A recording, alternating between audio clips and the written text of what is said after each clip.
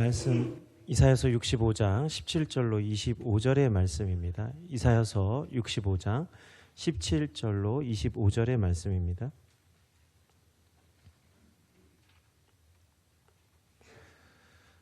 한 절씩 교독하겠습니다. 보라, 내가 새 하늘과 새 땅을 창조하나니 이전 것은 기억되거나 마음에 생각나지 아니할 것이라.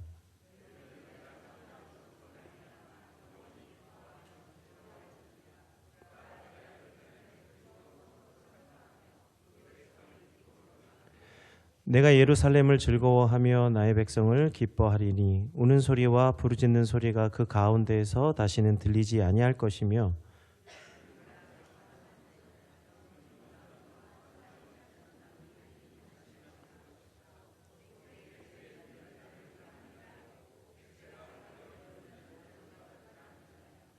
그들이 가옥을 건축하고 그 안에 살겠고 포도나무를 심고 열매를 먹을 것이며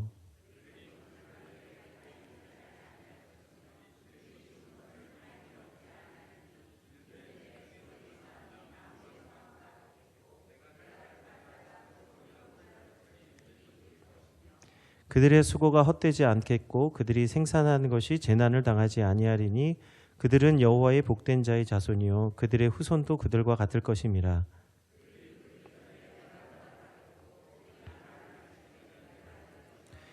이리와 어린 양이 함께 먹을 것이며 사자가 소처럼 모칩을 먹을 것이며 뱀은 흙을 양식으로 삼을 것이니 나의 성산에서는 해함도 없겠고 상함도 없으리라. 여호와께서 말씀하시니라. 아멘.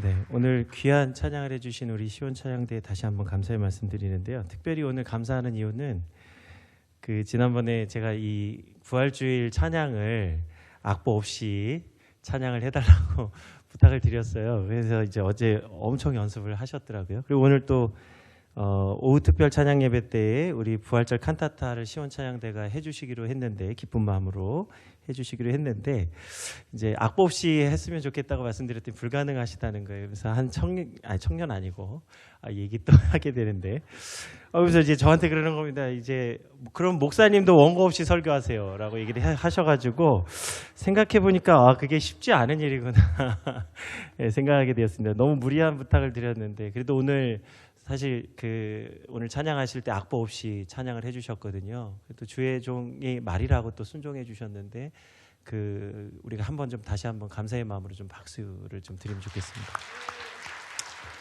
네, 고맙습니다.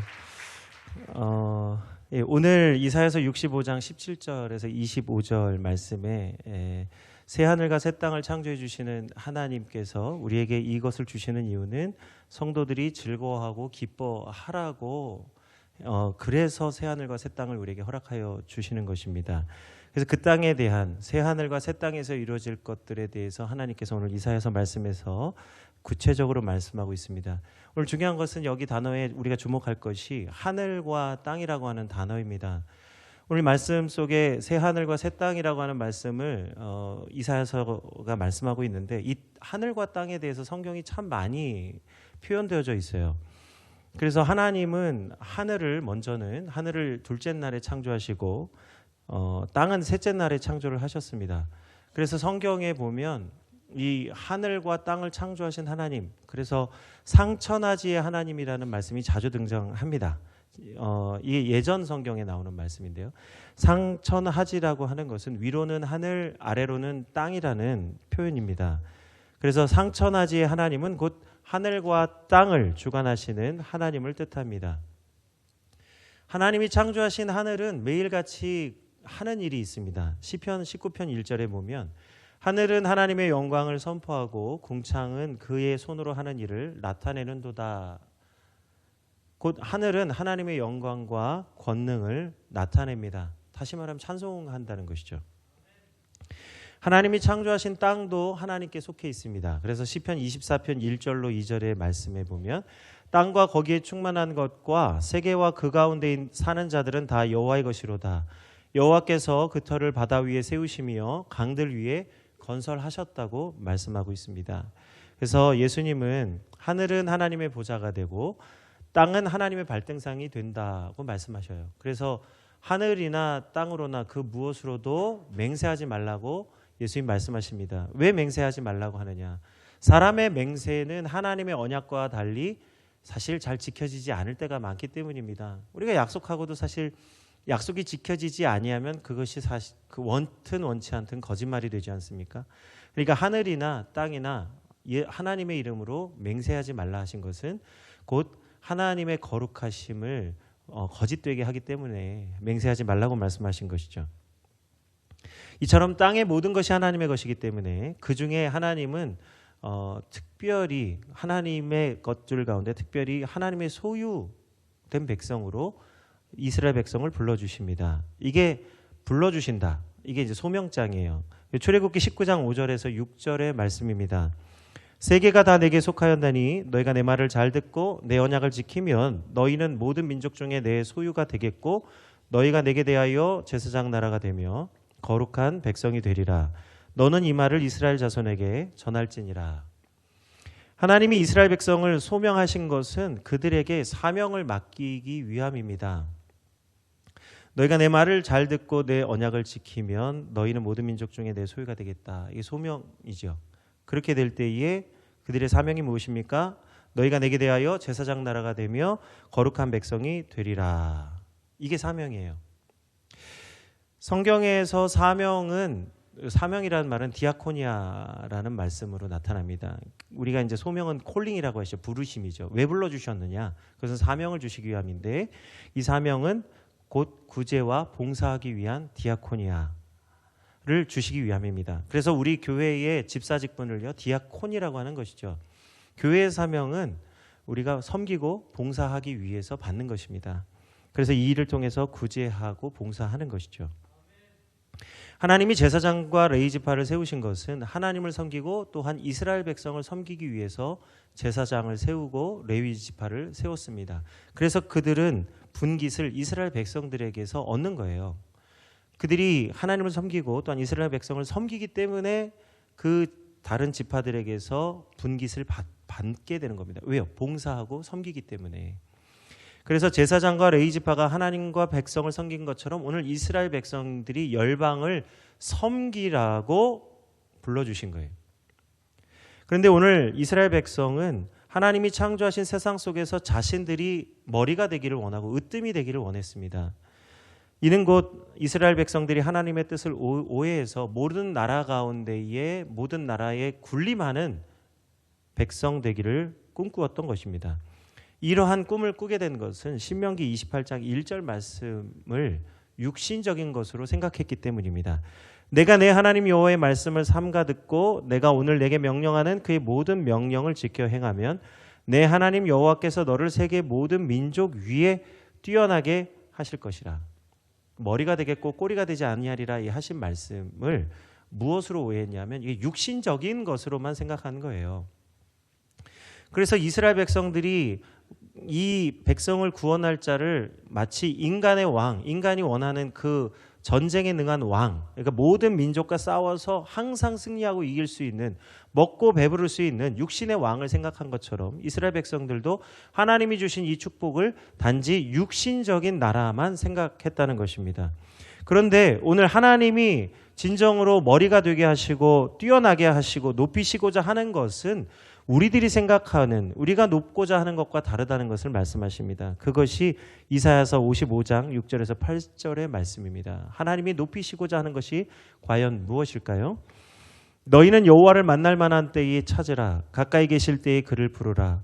악인은 그의 길을, 불의한 자는 그의 생각을 버리고 여호와께로 돌아오라.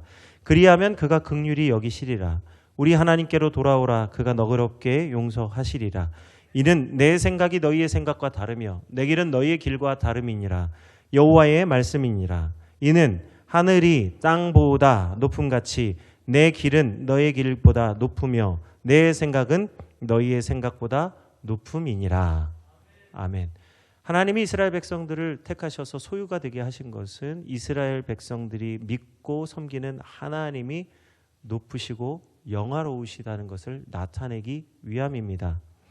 그래서 하나님의 생각이 높아지고 하나님의 길이 높아지기 위해서 이스라엘 백성을 세워주신 것입니다. 곧 이스라엘 백성이 높아지는 것이 하나님 뜻이 아니라 이스라엘 백성을 통하여 하나님을 높이고 또 이스라엘 백성들이 온 열방을 섬김으로써 하나님이 높아지시기를 원하셨다는 말씀입니다. 그래서 하늘이 땅에서 높음 같이 하나님의 생각과 뜻이 높아지기를 원하셨던 것이에요. 이 하늘과 땅, 하나님의 보좌, 하나님의 발등상, 하늘과 땅이 하나님의 것이요 또 그 주관하시는 하나님 높아지기를 원하셨는데도 불구하고 오늘 이 땅에 저주가 찾아왔습니다. 오늘 성경에서 저주는 곧 하나님의 부재, 하나님이 도저히 함께 하실 수 없는 상태를 곧 저주받은 상태라고 말하는 거예요. 하나님이 함께 하시지 아니하시면 우리가 죄를 이길 힘과 능력이 없습니다. 이따가 이제 제가 말씀드릴 텐데요. 이게 실제적인 일이에요. 우리가 하나님이 우리를 붙잡지 아니하시면 죄가 우리를 붙잡게 되기 때문에요. 죄의 권세가 우리를 사로잡기 때문에 우리가 구원받을 길이 없다는 사실을 아셔야 됩니다. 이게 정말 실제적인 일입니다. 그냥 이게 문자적인 얘기요, 성경에 글에 쓰여져 있는 얘기가 아니라 죄라고 하는 문제가 사실 우리와 뗄래야 뗄 수 없는 것이에요. 하나님을 떠났기 때문에, 우리가 하나님을 떠났기 때문에 이제 우리는 죄를 벗어날 길이 없는 거예요. 사랑이라고 하는 것은요, 사실상 서로가 서로에게 구속하는 것을 뜻합니다. 그러니까 사랑이라고 하는 것은 그냥 단지 눈이 멀고 귀가 멀고 그 사람에게 온 마음이 빼앗겨지는 것이 아니라, 사랑이라고 하는 것은 사실상 구속의 관계예요. 그래서 서로가 서로에게 자유롭지 못하는 것이 사랑입니다. 진정으로 사랑한다면 그 사람 때문에 내가 매이는 거예요. 그게 사랑입니다. 그래서 사랑은 너와 나 사이에 다른 어떤 것도 그 사이를 들어올 수 없는 관계예요. 그래서 진정으로 사랑하는 사람은 구속하게 되어져 있습니다. 그러나 아담은요, 아내의 말을 듣고 하나님과의 이 사랑의 관계, 언약의 관계가 깨어져 버렸어요. 창세기 3장 14절에 아담에게 이르시되 내가 내 아내의 말을 듣고 내가 내게 먹지 말라 한 나무의 열매를 먹었은즉 땅은 너로 말미암아 저주를 받고 너는 내 평생에 수고하여야 그 소산을 먹으리라 말씀하셨습니다. 하나님과 사람의 이 관계, 사랑의 관계가 깨어지자 온 땅에 고통과 저주가 찾아오게 되었습니다. 아담이 누구의 말을 들었다고요? 내 아내의 말을 듣고 내가 내게 먹지 말라 한 나무의 열매, 곧 하나님이 하신 말씀을 그것을 버렸을 때에 저주가 찾아오게 되었다는 것입니다. 오늘 하나님의 관계가 깨어졌을 때 온 땅에 고통과 저주가 찾아오게 되었습니다. 우리 성도들이 분별해야 될 게 한 가지가 있습니다. 저주와 고난은 다른 것이라는 거예요. 오늘 우리 성도들의 고난은 우리가 저주를 받아서 고난받는 것이 아니라, 고통이 찾아오는 것이 아니라 하나님의 사랑 때문에 고난이 찾아오게 되는 줄 깨달으시기 바랍니다. 그래서 성도에게 고난은 하나님의 사랑하심이요 하나님의 은혜의 통로가 되는 줄 믿습니다. 시편 119편 67절 71절 말씀입니다. 내가 고난을 당하기 전에는 그릇 행하였더니 이제는 주의 말씀을 지키나이다. 그러므로 고난 당한 것이 내게 유익이라. 이로 말미암아 내가 주의 율례들을 배우게 되었나이다. 우리가 하나님의 말씀을 알긴 알아도 진정으로 하나님의 말씀을 배우게 되는 거, 진정으로 하나님의 말씀을 우리가 지켜 행할 수 있게 되는 거, 그게 뭐냐? 고난을 당할 때 내가 하나님의 말씀에 매어 달리게 된다는 거예요. 이 고난을 이길 힘이, 위로의 말씀이, 소망의 말씀이, 승리의 말씀이 하나님의 말씀 속에 있기 때문입니다. 그래서 시편 기자는요, 고난을 통해서 깨닫는 것을 오늘 89절에서 91절에서 말씀하고 있습니다. 여호와여, 주의 말씀은 영원히 하늘에 굳게 섰사오며 주의 성실하심은 대대에 이르나이다. 주께서 땅을 세우셨으므로 땅이 항상 있사오니 천지가 주의 규례들대로 오늘까지 있음은 만물이 주의 종이 된 까닭이니이다. 아멘. 시편 기자는 이제 하늘을 보아도 땅을 보아도 누구를 발견하는 거예요? 하나님을 발견하는 거예요. 그가 바라보는 눈이 고난당하기 전에는 하늘을 볼 때, 땅을 볼 때 인간적인 것만 보였는데 이제 하나님의 고난을 통해서, 하나님 주신 고난을 통해서 하늘을 볼 때, 땅을 볼 때에 하나님을 보게 되었습니다. 결국 성도는 고난을 통해서 만물 속에서 역사하시는 하나님의 사랑을 발견하게 되는 것입니다. 그래서 오늘 결국 언약을 지키는 하나님의 사랑을 회복하게 되는 것입니다. 그래서 예수님께서 요한복음 14장 15절에 너희가 나를 사랑하면 나의 계명을 지키리라 말씀하시는 거죠. 결국 우리가 지켰기 때문에 사랑하는 것이 아니라 사랑하기 때문에 지키게 되는 것입니다. 그래서 우리가 율법을 즐거워하고 기뻐할 수 있는 것은 사랑할 때 가능한 거예요. 우리가 부부관계가 진정으로 사랑할 때에 상대방의 구속이 기쁨이 될 수 있습니다. 근데 사랑 없으면요, 이 구속하는 거, 속박되는 거만큼 답답한 게 없어요. 벗어나고 싶어요. 그래서 오늘 이 시대의 가정의 위기가 오는 것은 부부가 사랑을 잃어버렸기 때문입니다. 지키라고 말하기 전에 먼저 사랑하십시오. 가정에 가면 가정에 율법이 많잖아요. 뭐 치약은 중간에서 짜야 되고, 뭐 그릇은 먹고 반드시 엎어놔야 되고, 이런 게 있어요. 이런 율법이 있어요, 가정마다. 근데 이거는요, 사랑할 때 지켜지는 거지. 이거 지키라고, 이거 지키는 거가 당신 나 사랑하는 거야? 아니라는 거예요. 이게 지켜서 사랑하는 게 아니고 사랑하기 때문에 지켜지는 겁니다. 이 순서를 혼동하시면 안 돼요. 그러니까 정말 남편이 아내 말 잘 듣게 하고 싶으십니까? 사랑하십시오. 남편이 아내에게 따뜻한 밥 한 술을 얻어먹기를 원하십니까? 예, 사랑하시면 됩니다. 예, 이걸 요구할 게 아니라 사랑할 때에 이루어지는 것이에요. 마찬가지로 하나님이 우리를 율법을 지키라고 하신 것은 사랑하기 때문에 지키라고 말씀하시는 겁니다. 오늘 본문에서 하나님은 만물을 새롭게 하여 주실 새로운 언약을 우리에게 주십니다. 우리가 지킬 새 언약은 하나님이 우리에게 주실 기쁨과 즐거움을 약속하셨기 때문에 새 하늘과 새 땅을 준비하십니다. 이제 이사야로부터 700년이 지난 이후에 세례 요한을 통해서 다시 한번 하나님이 말씀이 선포되어집니다. 이 요한복음 3장 31절에서 36절의 말씀입니다. 위로부터 오시는 이는 만물 위에 계시고 땅에서 난 이는 땅에 속하여 땅에 속한 것을 말하느니라. 하늘로부터 오시는 이는 만물 위에 계시나니 그가 친히 보고 들은 것을 증언하되 그의 증언을 받는 자가 없도다. 그의 증언을 받는 자는 하나님이 참되시다는 것을 인천드니라. 하나님이 보내시는 이는 하나님의 말씀을 하나니 이는 하나님이 성령을 한량없이 주심이니라. 아버지께서 아들을 사랑하사 만물을 다 그의 손에 주셨으니 아들을 믿는 자에게는 영생이 있고 아들에게 순종하지 아니하는 자는 영생을 보지 못하고 도리어 하나님의 진노가 그 위에 머물러 있느니라. 오늘 하나님은 오늘 세례 요한이 선포한 것처럼 오늘 예수님을 통하여 하늘과 땅의 주관자 되시는 만물의 주관자 되시는 예수님을 통하여 이제 옛 것이 지나고 새 것이 되게 해 주신 줄 믿습니다. 그러므로 누구든지 그리스도 안에 있으면 새로운 피조물이라. 이전 것은 지나갔으니 보라 새 것이 되었도다. 오늘 예수 그리스도 안에서 우리가 온전히 새 것이 되는 새 피조물 된 줄 믿습니다.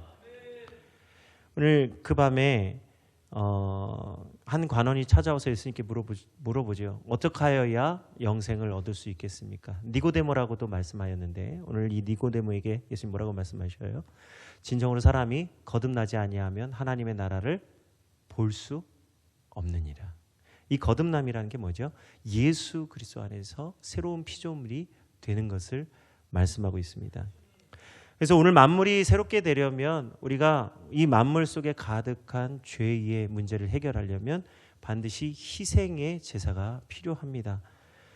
오늘 우리가 예수 그리스도 안에서 새로운 피조물이 될 수 있는 것은 오늘 모든 만물, 우리 모든 인류를 위해서 화목제물이 되어주신 예수 그리스도 때문에 새로워지는 줄 믿습니다. 예수님이 우리 모두의 죄를 담당하기 위해서 십자가에 올라 돌아가셨습니다. 그래서 예수님은요 시편 22편에 말씀하신 그 모습 그대로 죽음을 당하셨어요. 어찌하면 이렇게 예견된 대로 그 모습 그대로 죽을 수 있는지. 우리 사람이요, 제가 일전에 말씀드렸잖아요. 사람이 아무리 계획하고 계획해도 그것이 그대로 이루어지기가 쉽지 않은 거예요. 성령님이 한마음 한뜻이 되게 하여 주시고 성령의 역사하심으로 모든 일이 계획하신 그대로 진행되는 것이지 사람이 무엇을 계획해서 될 수 있는 일이 아닙니다. 특별히 이 오랜 역사를 통하여서 예표되어지는 예수 그리스도께서 말씀 그대로 하나님의 사명 감당할 수 있다라고 하는 것은 인간의 힘으로 할 수 없는 것이에요. 오직 하나님께서 하나님의 뜻을 예수 그리스도 안에서 이루셨기 때문에 가능한 일입니다. 그것이 오늘 시편 22편 예수님의 죽으심이 무엇을 말하는지 말씀하고 있는 것입니다. 22편 1절에서 2절과 14절로 18절의 말씀입니다. 내 하나님이여 내 하나님이여 어찌 나를 버리셨나이까 어찌 나를 멀리하여 돕지 아니하시오며 내 신음소리를 듣지 아니하시나이까 내 하나님이여 내가 낮에도 부르짖고 밤에도 잠잠하지 아니하오나 응답하지 아니하시나이다. 나는 물같이 쏟아졌으며 내 모든 뼈는 어그러졌으며 내 마음은 밀랍 같아서 내 속에서 녹았으며 내 힘이 말라 질그릇 조각 같고 내 혀가 입천장에 붙었나이다. 주께서 또 나를 죽음의 진토 속에 두셨나이다. 개들이 나를 에워쌌으며 악한 무리가 나를 둘러 내 수족을 찔렀나이다. 내가 내 모든 뼈를 셀 수 있나이다.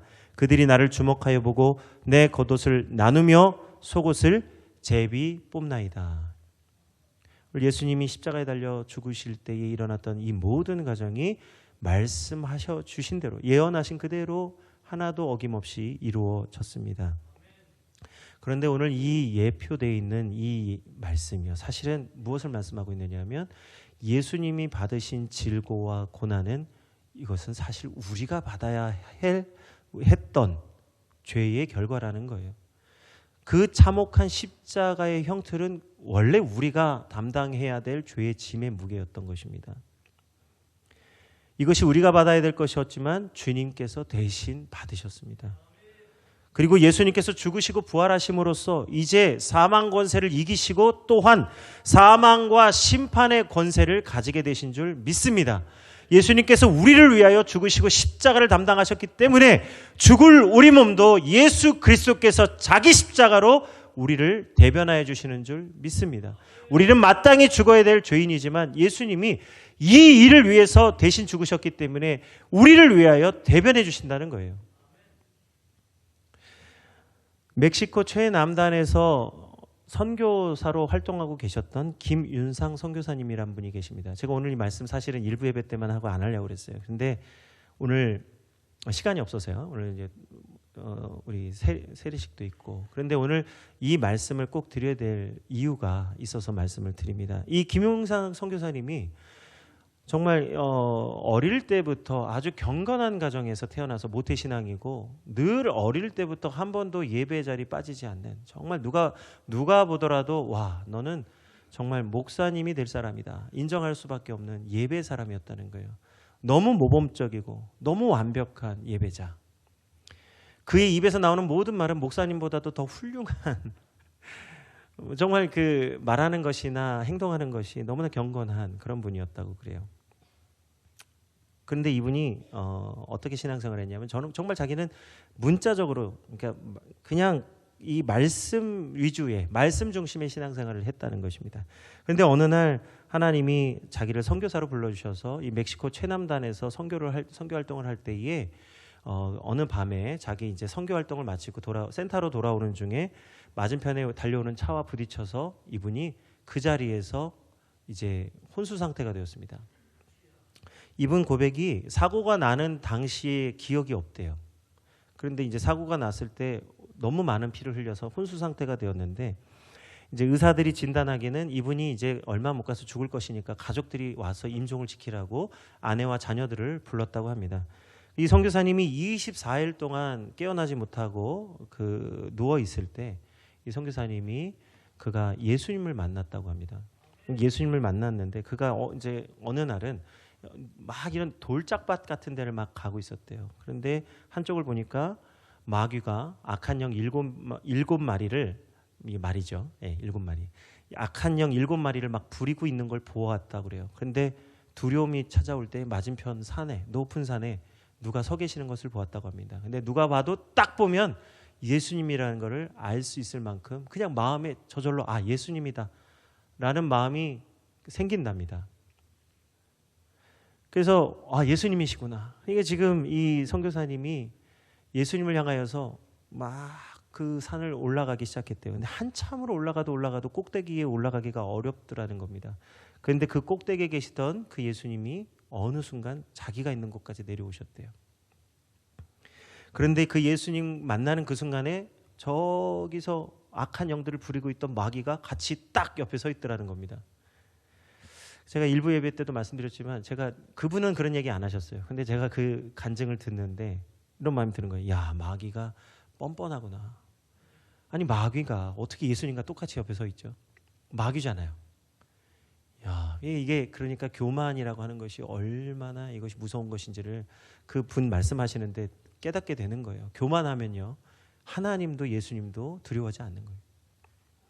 그래서 옆에 딱 서 있더랍니다. 그러면서 이 선교사님이 살아온 인생을 쫙 보게 되더래요. 정말 성경의 말씀 그대로지 않습니까? 성도의 옳은 행실도 기록되어져 있고 성도의 모든 행실을 하나님께서 기억하신다는 말씀 그대로 이 선교사님이 살아온 모든 인생을 다 보게 된대요.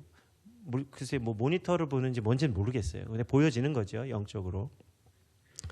이 과거가 보여질 때마다 마귀가 예수님한테 옆에서 그런다는 거예요. 이거 봐봐요, 이거 봐요. 이 사람 이거 죽을 놈이다.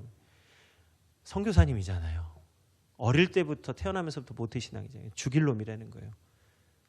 모든 것들이 보여지는데 자기가 봐도 부끄러운 것들이 얼마나 많이 보여지는지 모른다는 거예요.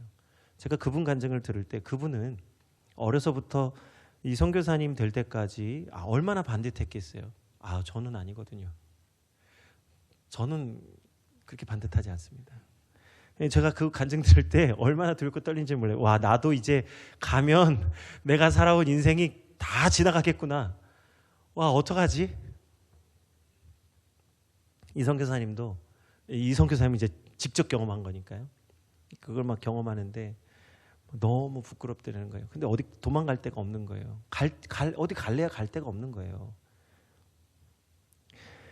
예수님도 보시고 마귀도 보는데 예수님은 한마디도 안 하시더라는 거예요. 근데 마귀는 옆에서 계속 이거 보라고 이거 죽어야 된다, 지옥 가야 된다고 계속 그렇게 예수님께 고발을 하더라는 거예요. 그때 예수님께서 말씀하시지 않으셨는데 한 가지 하신 일이 있어요. 그게 뭐냐면 이 선교사님을 꼭 붙잡고 계시더라는 거예요. 예수님이 그거 딱 놓는 순간 자기는 영원한 지옥에 갈 것 같더라는 거예요. 그 예수님이 그 붙잡아 주심이 없으면 그 순간에 바로 지옥으로 내려갈 것 같은 그런 마음이 들더라는 거예요. 그래서 예수님 손을 자기도 모르게 꼭 잡게 되더라는 거예요. 마귀가 참소하다 안 되니까 결국은 하다 안 되니까 떠나갔습니다. 그러면서 예수님이 이 선교사님한테 하시는 말씀이 있었대요. 그게 뭐냐면 예수님이 칭찬해 주실 것들, 지금까지 살아오면서 칭찬해 주실 것들을 이렇게 보여주시는데 그게 정말 가뭄에 콩나는 것 같이 몇 개 안 되더래요.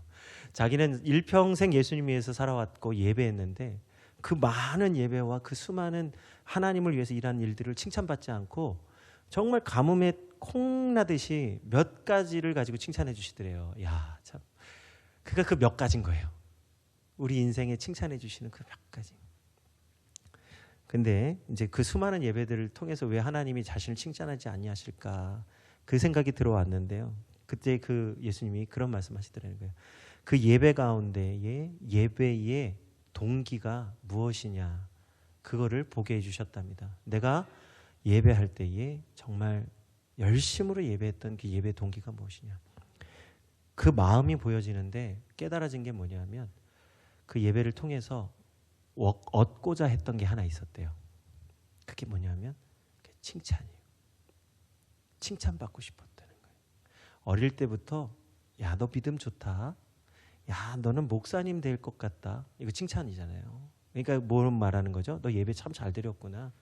그 인정받고 싶고 칭찬받고 싶은 마음에 예배 드렸다는 겁니다. 그래서 목사님 흉내내고 자기 좋아하는 사람 흉내내고 하면서 그분처럼 행동하려고 했던 거 그거 다 모였다 칭찬받고 싶었다는 거예요. 왜요? 그분이 높임을 받으니까요. 사람들에게. 나도 저 사람처럼 되면 저 모습을 가지면 사람들이 나 칭찬하겠지. 그 수많은 예배가 정말 예수님과 하나 상관없었기 때문에 그 예배 가지고 칭찬 안 되더라는 거예요. 칭찬해 주실 수도 없는 거죠. 왜요? 동기를 아시는데요. 마음의 중심을 보시니까요. 그런데 뭘 가지고 칭찬하시느냐? 이 선교사님이 한때 외국에서 사업을 하셨는데 쫄딱 망했답니다. 완전히 망해서 이젠 더 이상 어디 의지할 데도 없고 의탁할 데도 없어서 그 밤에 이제 당장 내일 어떻게 할까, 이제 당장 내일이면 죽게 생겼구나 이 마음 가지고 집에 들어왔는데, 집에 들어와 보니까 아내와 자녀들이 잠자고 있더래요. 그 모습을 보는데 너무 마음이 어려워서 하나님께 그렇게 기도했답니다. 하나님, 지금 우리를 좀 돌아봐 주시고 우리를 구원해 주십시오. 이 상황을 하나님께서 좀 도와주십시오. 라고 이렇게 간절히 기도했던 것을 보여주셨다는 거예요. 그걸 보여주시면서 그걸 칭찬해 주셨답니다. 왜 그랬을까요? 그 기도의 의도가, 그 중심이 온전히 하나님을 바라봤기 때문이라는 거예요. 비록 자신이 실패하고 자신이 잘못하여서 사업을 망하고 고난을 당했지만 그 고난 속에서 하나님을 향한 간절한 기도와 간구를 하나님이 들으셨다는 거예요. 왜요? 그것이 진짜 하나님을 바라고 소망했던 기도였기 때문이라는 것입니다. 비록 원인은 자신의 죄악과 잘못에 있지만 그것의 도우심을 하나님께 전적으로 구했을 때 하나님이 그것을 받아주셨다는 거예요. 네가 나를 전적으로 의지하는구나. 전적으로 나를 바라보는구나. 시편 22편 1절에서 18절까지의 말씀은 무엇을 말씀하고 있습니까? 우리는 죄의 결과로 이 사망의 죄값을 받아야 되지만 예수님은 죄가 없으시면서 이 고통 가운데 온전히 하나님의 구원을 바라셨습니다. 누구를 위한 구원이죠? 우리 모두를 위한 구원을 바라셨어요. 하나님은 예수님의 이 기도를 받으시고 우리의 모든 죄를 그 기도하신 대로 응답하여 주셨습니다. 아버지여, 저들을 용서하여 주옵소서. 지금 저들이 하는 일이 무엇인지 알지 못하나이다. 죄를 짓고 있지만 뭘 하고 있는지 모르는 저들을 용서해 달라고 예수님이 심판 자리에서 먼저 간구하셨어요. 하나님은 이 예수님의 기도를 들으시고 응답하여 주신 그대로 우리의 죄를 먼저 사하여 주셨습니다. 그래서 우리가 받을 고통을 주님이 다 받으셔서 이제 우리는 주님이 우리의 손을 붙잡고 계시는 것입니다. 사탄이 우리를 참소할 때에 누가 증언하신다고요? 예수님이 우리를 죄 없음을 증언하시는 거예요. 왜요? 죄가 있지만 죄가 없는 거예요. 예수님이 대신 담당해 주셨기 때문입니다. 그래서 예수님을 믿는 자, 예수님의 손을 붙잡는 자, 예수님의 옷자락이라도 붙잡는 자는 예수님이 그를 붙잡아 주시는 줄 믿습니다.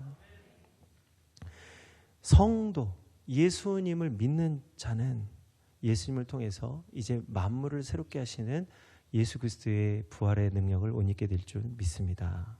오늘 우리는 불러주시고 땅끝까지 예수님의 사람으로 증인 되어주신 사명을 주시는 거예요. 우리의 지나간 과거는 이제 저도 오늘 말씀 준비하면서 그런 생각이 있습니다. 지금까지 살아온 인생은 제가 못 바꿔요. 오늘 이 시간까지 이 강단에 설 때까지도 여전히 자범죄, 스스로 짓는 죄들이 있죠. 우리가 우리 손으로 하지 않지만 죄를 짓고 싶어하는 마음이 있어요. 우리 속에는. 이게 이길 힘이 없어요. 왜냐하면 순간순간 들어오거든요. 순간순간.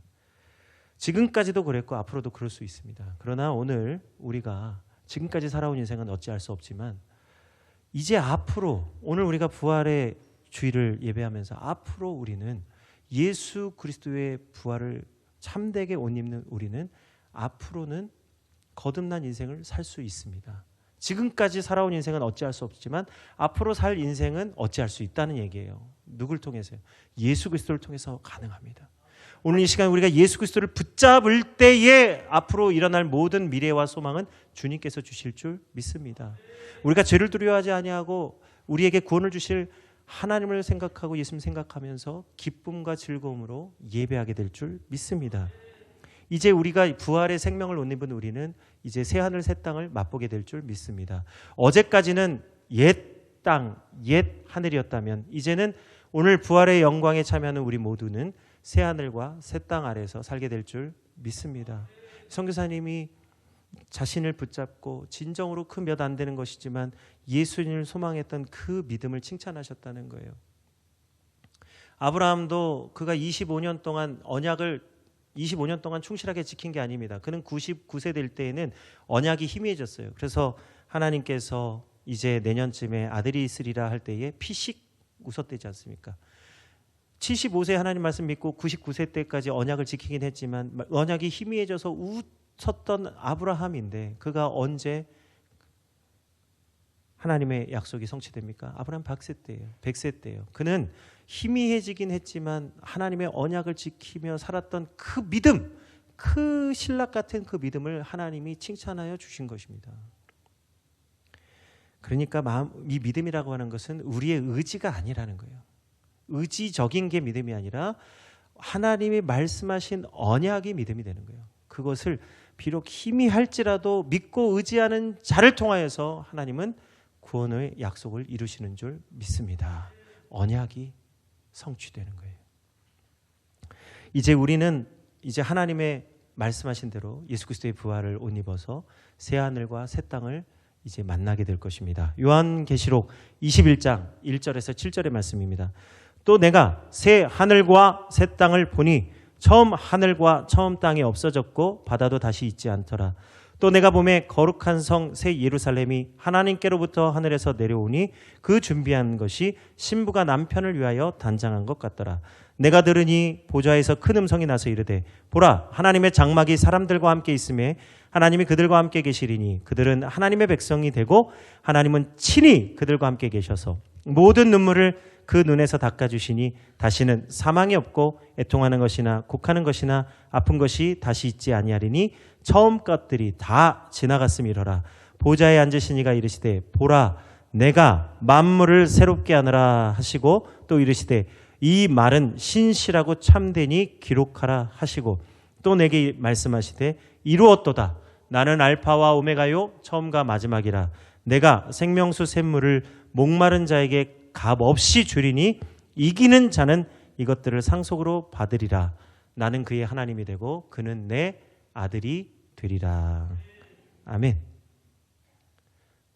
약속이지만 이것이 이제 장차 올 하나님의 약속, 성취될 약속이지만 이미 예수님을 믿고 성도된 우리 교회들에게 이루어진 오늘의 약속입니다. 성취된 약속이에요. 이것을 기다리는 겁니다.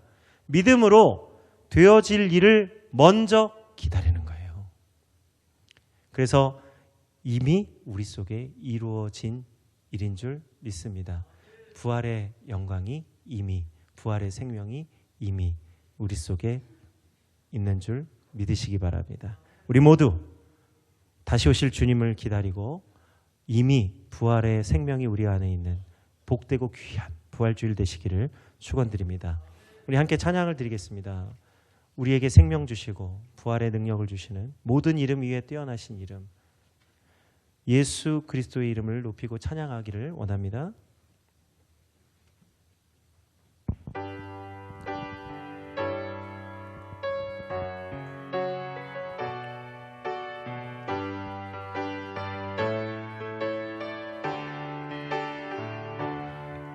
모든 이름 위에 뛰어난 이름 예수는 주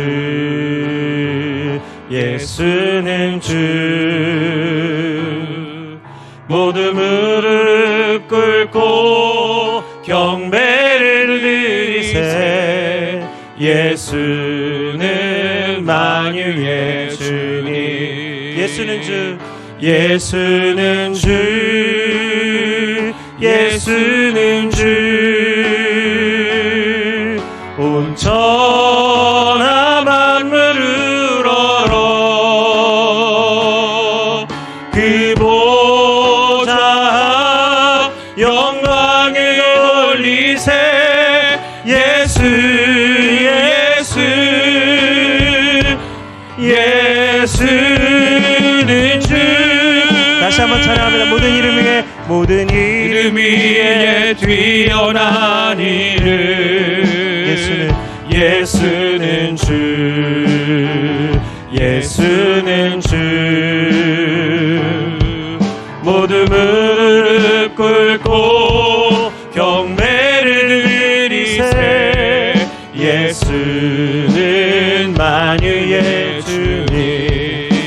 주 예수는 주 예수는 주 온 천하 만물을 얼어 그 보좌 영광을 돌리세 예수 예수 예수는 주. 아멘. 이 시간 우리 함께 기도할 때에 부활의 생명을 주시고 기쁨을 주시는 예수님만 바라보고 우리에게 예수님이 나의 주님 되신 것을 감사하는 시간 갖기를 원합니다. 그분이 사망 권세를 이기시고 부활의 생명을 주시는 우리 예수님 되신 것을 감사하면서 이 시간 주 이름을 부르고 기도하겠습니다. 주여 아버지 하나님 감사합니다. 하나님 예수님께서 나의 소망이 되어주시고 부활의 생명 되시니 감사합니다. 하나님 이 시간 우리가 다시 한번 예수님의 이름으로 하나님 부활의 영광에 참여하게 하시니 감사드리고 하나님 모든 만물을 새롭게 하시며 모든 땅과 하늘의 기쁨과 즐거움을 주시니 감사를 드립니다. 우리를 통하여 부활의 영광에 참여하게 하시고 또한 하나님 산만물을 새롭게 하시는 새로운 피조물이 되어 하나님 땅끝까지 하나님 이르러 하나님의 영광을 증거하는 복된 성도가 되게 하여 주옵소서.